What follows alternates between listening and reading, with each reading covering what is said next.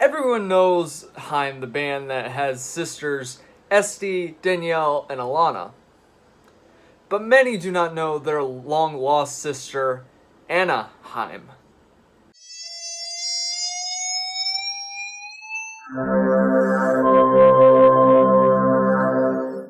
What is up, everybody? My name is Justin French, covering music for those who care, and welcome to a brand new series here on this channel called Versus. And pretty much what this is kind of a continuation with my whole Ranked in Peace series. However, there are very few artists that really don't have very much in their catalog. So what I've decided to do, because the requirement in Ranked in Peace has to be 3 albums. If the band has 2 albums, or really I just like 2 out of their whole discography, then what I'm going to do is have them battle back to back in different categories to see which one is the definitive album from the band or artist. And today I'm going to start this episode off with HAIM. So I'm sure y'all know of the praise I've given this band here on this channel, and also the story of how I got into them, so it just kind of be a bit redundant for me to really repeat myself with that. I did a review of their last record, Something to Tell You. If you want to catch it, it'll be right above my head. But anyways, let's go ahead and get into this thing. So HAIM is a band, for those of you who didn't know, that formed in 2007 by sisters Esty, Danielle, and Alana HAIM. But they didn't really kind of start taking themselves too seriously. During that time, Danielle, who's the dominant lead singer of this band and one of the guitarists, was playing for other artists. She was doing drums in Jenny Lewis's band. She was doing guitar in CeeLo Green's backing band, Scarlet Fever, and even played with Julian Casablancas of The Strokes. And around that time, during that tour with Casablancas, he kind of sat Danielle down and told her that she needed to kind of focus more on recording and write better material. So after that kind of set down, that's when HAIM really started taking themselves seriously. And out of that, we got 2 really great solid releases. Days Are Gone in 2013 and Something to Tell You here in 2017. And well, since I can't do a Ranked in Peace episode because it doesn't meet the requirements, let's start the brawl to see which one was better, in my opinion. So I'll be honest here, there really isn't any much difference in the lyrical themes here on both of these records, so let's kind of focus more on the hooks and see which one kind of grabbed me the most. So on Days Are Gone, you have tracks on there like the standout The Wire, which is a pretty great indie pop tune in my opinion, with lines like, "And I gave it all away just to hear you say that, well I know that you're gonna be okay anyways." Dark Song 5, which is very, very dark, has lines in there such as, "I've been dying to know what you've tried, you've been lying honey, so I'm not your honey pie." And that chorus on what is my favorite HAIM track and the closer to that record, "Running If You Call My Name," is just very infectious. And then we get into the follow-up, Something to Tell You, where I just really love the harmonies between the 3 ladies here on the lead single from that record, Want You Back. And then we have the kind of interesting gospel flow of Nothing's Wrong with lines like, "We were so gallant, so unafraid, sleeping back to back, you're turning away." And the bluesy standout, Kept Me Crying, has some really great lines in it too. "I was your lover, I was your friend, now I'm only just someone you call when it's late enough to forget." Now, for me, I do think that the hooks on Days Are Gone kind of grab me more than some of the lyrical moments on Something to Tell You, because I just feel like they kind of follow the same cliche of Days Are Gone. So, points gonna go to Days Are Gone. Now, from what I've read, this band takes influence from classic rock artists such as Fleetwood Mac, especially Americana, and even 90s R&B.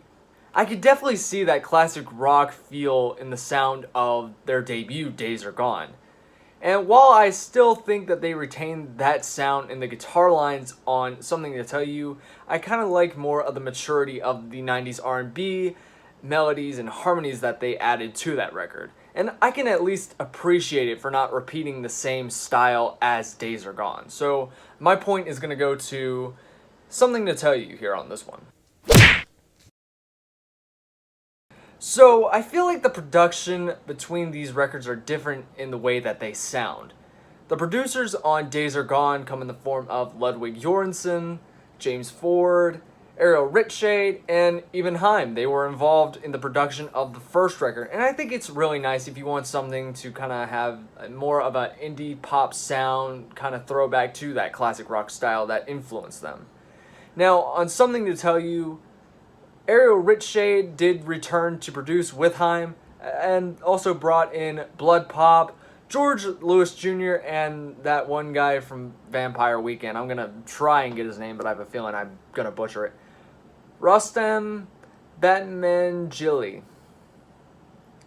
It kind of sounds a bit lighter than Days Are Gone, but if I can be a bit honest, Something to Tell You just feels a bit overproduced, especially on a track like Little of Your Love, even though I still do enjoy that track. So for that reason, point's going to go to Days Are Gone on this one.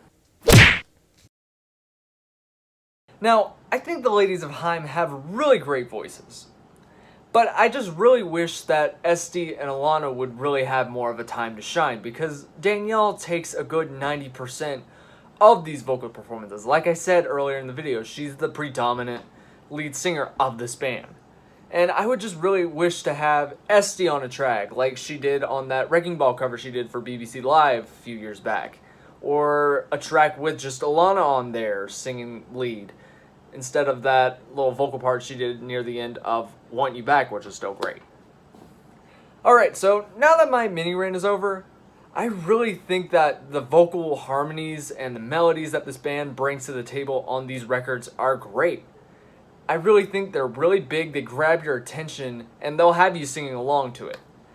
However, if I had to pick which one had the better vocal performance, I'm going to have to lean towards more of Something to Tell You. I just think that the vocal performances sound a bit richer, and usually on a sophomore record, that's usually when a band or an artist really starts to define vocally what they can do and what they can't do. And I think that's done really great here on this record. So my point here is going to go to Something to Tell You. Alright, so now that it's come to a tie, it's time to do a tiebreaker. So, Days Are Gone managed to spawn 6 singles from that record, surprisingly.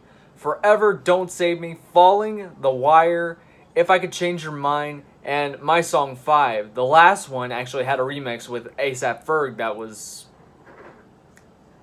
interesting.